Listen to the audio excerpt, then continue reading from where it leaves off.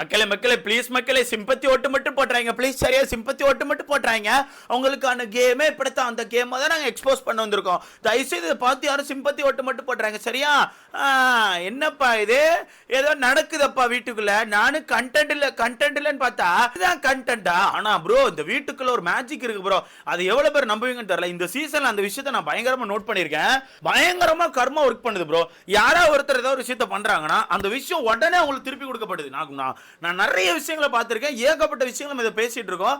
யாரா ஒருத்தர் யாரையா பத்தி தப்பா பேசிட்டு இருந்தா உடனே அந்த விஷயம் அவங்களுக்கே ஆப் ஆகி ரிட்டர்ன் அடிச்சிட்டு இருக்கு. ஓகே அந்த வீட்டுக்குள்ள அது நிறைய பேருக்கு நடந்துட்டு இருக்குது.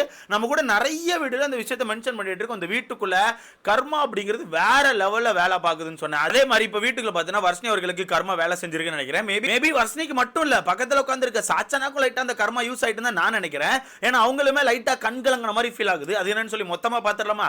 அதுக்கு முன்னாடி இந்த வீடியோ லைக் பண்ணி சேனலை சப்ஸ்கிரைப் பண்ணினா எனக்கு கொஞ்சம் பெருமையா இருக்கும். பார்த்து தட்டி விடுங்க நண்பர்களே. என்ன நண்பர்களே இதை பண்ணவே மாட்டீங்க போங்க. சரி நம்மள எதிர்பார்த்த மாதிரி பிக் பாஸ்க்கான இரண்டாவது ப்ரோமோ வந்திருக்கு. இந்த ப்ரோமோல பார்த்தா நம்ம வர்ஷினி அவர்கள் தீபா கிட்ட ஏதோ சண்டை போடுற மாதிரி காட்டுறாங்க. தீபா கிட்ட என்ன சொல்றாங்கன்னா, நீங்க பேசுற மட்டும் தான் கரெக்டா, எப்பவுமே நீங்க மட்டும் தான் நியாயமா பேசுவீங்களா, எங்களுக்கு பேச தெரியாதா, நாங்க பேசலாம் தப்பா, நீங்க மட்டும் தான் கரெக்டா பேசுவீங்களா அப்படின்னு மாதிரி தீபக் கிட்ட ஏதோ சண்டைக்கு போயிட்டு இருக்காங்க. தீபக் அப்ப கூட காமா அவருக்கான கேரக்டர் விட்டு ஒரு செகண்ட் கூட வெளியே வராம அதே கேரக்டர்ல அப்படியே உட்கார்ந்து பார்த்துட்டு இருக்காரு. சொல்லிட்டே இருக்கும்போது வர்ஷினி அவர்கள் ஒரு டயலாக் விடுறாங்க, நீங்க யாரு நான் காட்டவா, நீங்க யாருன்னு சொல்லி மொத்தமா எக்ஸ்போஸ் பண்ணவா, இந்த வீட்டுக்குள்ள நீங்க சேஃப் கேம் ஆடிட்டு இருக்கீங்க, உங்களுக்கான சேஃப் கேம் நான் எக்ஸ்போஸ் பண்ணவான்னு கேட்குறாங்க.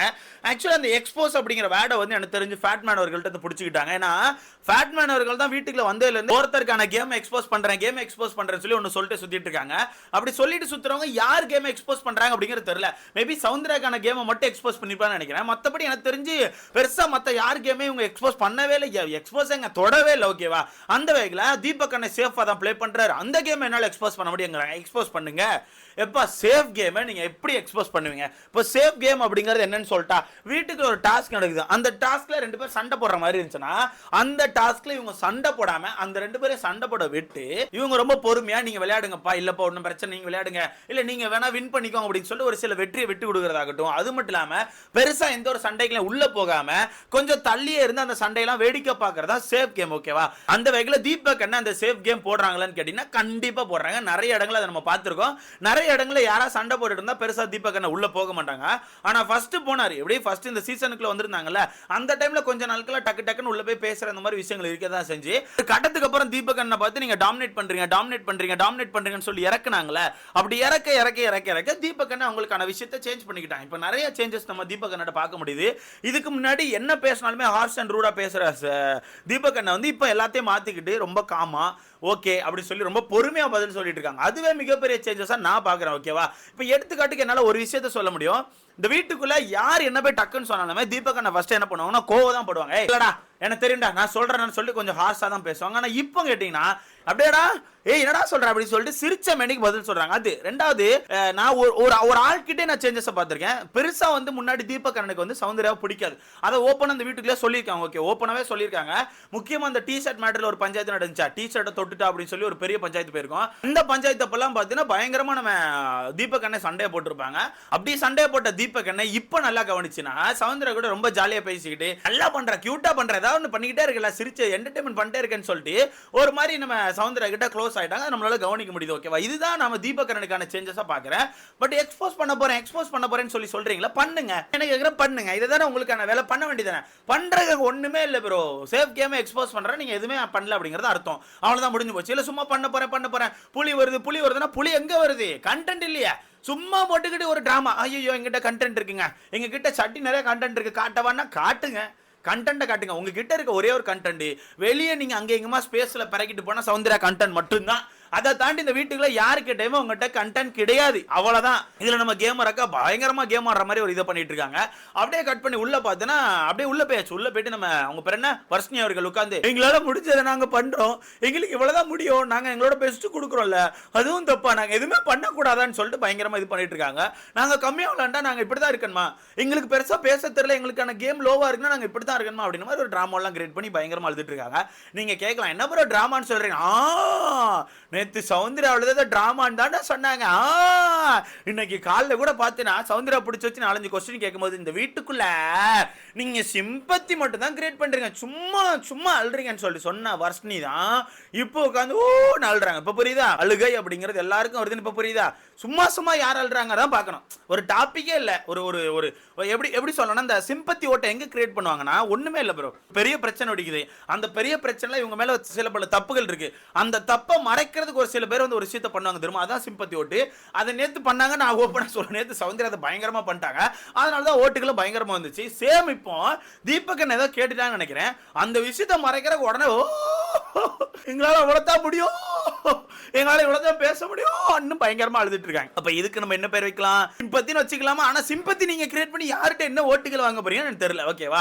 இல்ல சைடுல கவனிச்சா நம்ம சாச்சனா அவர்களுமே லைட்டா ஃபீல் பண்ற மாதிரி ஒரு மாதிரி கண்ணெல்லாம் ஒரு மாதிரி கசக்குன மாதிரியே தெரியுது. ஒருவேளை தீபகனை அடிச்சடியில 2 பேரும் சேர்த்து வச்சு அடிச்சாரோ என்னமோ தெரியல. ஏன்னா நேத்து ஃபேட்மேன் அவர்களையே அவர் கேட்ட கொஸ்டினுக்கு பதில் சொல்லாம ஒரு மாதிரி ஃபேட்மேனே சுத்த விட்டுட்டு இருந்தாரு. அந்த வகையில தீபகன் டப்பு டப்புன்னு பேச முடியல. அந்த மனுஷன் ஒரு மாதிரி ரொம்ப தெளிவா தான் பேசுறாப்ல. அந்த விஷயத்தை வச்சு பார்க்கும்போது எனக்கு தெரிஞ்சு தீபகனை ஏதோ வச்சு செஞ்சிருக்காப்ல. அந்த விஷயத்தை ஏத்துக்க முடியாம இப்ப வர்ஷினி அவர்கள் ஒரு இதை போட்டாச்சு. மொத்தத்துல வீட்டுக்குள்ள கண்டென்ட் இருக்கான்னு கேட்டீங்கன்னா வாய்ப்புகளே கிடையாது. வீட்டுக்குள்ள ஒருத்தன் டான்ஸ் ஆடுறன்னு பேண்ட கழிச்சு வச்சிருக்கான். வீட்டுக்குள்ள இன்னும் நல்ல வேலை ப்ரோ சாக்லேனுக்கு டான்ஸை போட்டு விட்டாங்க. நான் கூட கவனிச்சுட்டு இருந்தேன் டான்ஸ் எங்கடா கடைசியில் டான்ஸை போட்டு விட்டாங்க. இன்னும் முத்துக்குமாரன் போட்டு டான்ஸ் வரல. அப்போ டைட்டில் வினர் சீல் பண்ணியாச்சு நண்பர்கள். எப்படி ஃபேமிலி ரவுண்ட்லயும் கடைசி இப்பவும் கடைசி. அப்போ டைட்டில் வினர் சீல் அப்படிங்கிறது நமக்கு தெரிஞ்சு போச்சு. அந்த வகையில வீட்டுக்குள்ள கண்டென்ட் இல்ல ப்ரோ. வீட்டுக்கு பெருசா எந்த ஒரு கண்டென்ட்டுமே இல்லை. இவங்க புதுசா வந்திருக்க அந்த எக்ஸ் கண்டஸ்டன்ஸ் வந்து ஒரு ஆட்டிடியூட்லயே சுத்துறாங்க. அவங்க கிட்ட நிறைய ஸ்டஃப் இருக்கு மாதிரியும் ஏகப்பட்ட கண்டென்ட் வச்சிருக்காங்க. வீட்டுக்குள்ள இருக்க எல்லாரையும் எக்ஸ்போஸ் பண்ணிடுவாங்க. அவ்வளவு கண்டென்ட் அவங்க கைக்குள்ள வச்சிருக்க மாதிரி சொல்றாங்க. அவ்வளவு கண்டென்ட்லாம் உங்களோட கிடையவே கிடையாது. முக்கியமா நான் ஓப்பனா ஒரு சேலஞ்ச் கொடுக்குறேன் ப்ரோ. நம்ம கேமர் அக்காவை மட்டும் தனியா விட்டு வீட்டுக்குள்ள உள்ள 8 பேரையும் உட்கார வச்சு அவங்களை எக்ஸ்போஸ் பண்ண சொல்லுங்களா. யாருக்கான கேம் அவங்களுக்கு தெரியாது, யாருக்கான கேம் அவங்களுக்கு தெரியாது ப்ரோ. அதிகபட்சம் என்ன கேம் சொல்லுவாங்கன்னு சொல்லிட்டா, விஜய் விஷால் நீ லவ் பண்ண, அருண் நீங்க எதுவுமே பண்ணல, பவித்ரா நீங்க எதுவுமே பண்ணல, சௌந்தர்யா நீங்க சிம்பத்தி கிரியேட் பண்றீங்க, ஜாக்லின் நீங்க வாரம் டீம் மாத்திடுறீங்க, இதுதான் சொல்லுவாங்க. இதை தவிர்த்து அவன்கிட்ட வேற நம்ம தீபகண்ணன் நீங்க சேஃப் கேம் ஆடுறீங்க, இவ்வளவுதான். இந்த வார்த்தையை தவிர்த்து என்னென்ன சேஃப் கேம் ஆடினாங்க, எப்படி சிம்பத்தி கிரியேட் பண்ணாங்க, ஜாக்லினை பொறுத்த வரைக்கும் வாரம் எங்கெங்க தாவுனாங்க, இதெல்லாம் கொஞ்சம் கிளியரா சொல்லுங்கன்னு சொல்லிட்டு வருஷிட்டு போய் கேளுங்களா. தெரியாது சொல்றேன் ப்ரோ, தெரியாது ப்ரோ. அவங்க சும்மா ஏதோ பேசணும்னு சொல்லி பேசிட்டு இருக்காங்க. ஓகேவா? ஏன்னா ஃபேட்மேன் சார் அங்க பயங்கரமா பேசிட்டு இருக்காங்க. இந்த பக்கம் பார்த்தா சாச்சனா ஏதோ கண்டென்ட் கிரியேட் பண்ண ட்ரை பண்றா, இந்த பக்கம் பார்த்தா சாச்சனா ஏதோ ஒரு கண்டென்ட் கிரியேட் பண்ண ட்ரை பண்ணிட்டு இருக்காங்க. அந்த மாதிரி எல்லாரும் ட்ரை பண்றாங்களே, நம்ம மட்டும் ட்ரை பண்ணலன்னு சொல்லி தான் ஒன்று பண்றாங்களே தவிர மற்றபடி அவங்ககிட்ட கண்டென்ட்லாம் கிடையாது. கடைசியில் தீபக் என்ன சொன்னது பார்த்தீங்களா? இதெல்லாம் ஒரு விஷயம் ஹர்ட் ஆனால் நம்ம என்னப்பா பண்ண முடியும், நம்மளாம் ஒன்றும் பண்ண முடியாது, நம்மளாம் அதை கண்டுக்கவே முடியாதுன்னு தன்னோட கேரக்டர்ல இருந்தே பேசுறாப்புல. ஒரு பிட்டு கூட அந்த கேரக்டர் விட்டு கீழே இறங்கி வர மாட்டேங்க. இதுதான் தீபக் நான் பார்க்குறேன். ஏன்னா இந்த டாஸ்க்கை பொறுத்த வரைக்கும் நான் ஒரு 2 பேரை பயங்கரமா பார்க்குறேன் ப்ரோ. ஒரு 2 பேர் இல்லை, ஒரு 3 பேர் கூட வச்சுக்கலாம். 3 பேர்ல அருண் நான் மூணாவது ஆளா வச்சிருந்தேன். அருணையும் பவித்ரா வச்சுக்கலாம். ஆனா அருண் பவித்ரா கூட அப்பப்போ யாரு கூட கான்வர்சேஷன் வச்சுக்கிட்டா அவங்களுக்கான கேரக்டர் விட்டு ஒரு செகண்ட் கீழே வந்த மாதிரி இருக்குது. ஆனா முத்துக்குமரன் தீபக் இந்த 2 பேருமே பஸ்ஸர் அடிச்சு அடுத்த செகண்டே கேரக்டர் மாறுறாங்க. முத்துக்குமரனை பொறுத்த வரைக்கும் ஜே அப்படின்னு சொல்லிட்டு ஜீலே இருக்காப்புல. தீபகண்ணை பொறுத்த வரைக்கும் அந்த அந்த அந்த ஒரு தோரணை, அந்த வார்த்தைகள், அந்த மாதிரி ஸ்லாங், அந்த விஷயங்களை கொஞ்சம் மாத்திக்கிட்டு அந்த மாதிரி போயிட்டு இருக்காப்புல. பார்க்க கொஞ்சம் நல்லா இருக்கு. அவ்வளவுதான் மொத்த கண்டென்ட். இன்னைக்கு அந்த எபிசோட் முடிஞ்சு. இதை பத்தி உங்களுக்கான கருத்துன்னு சொல்லி மறக்காம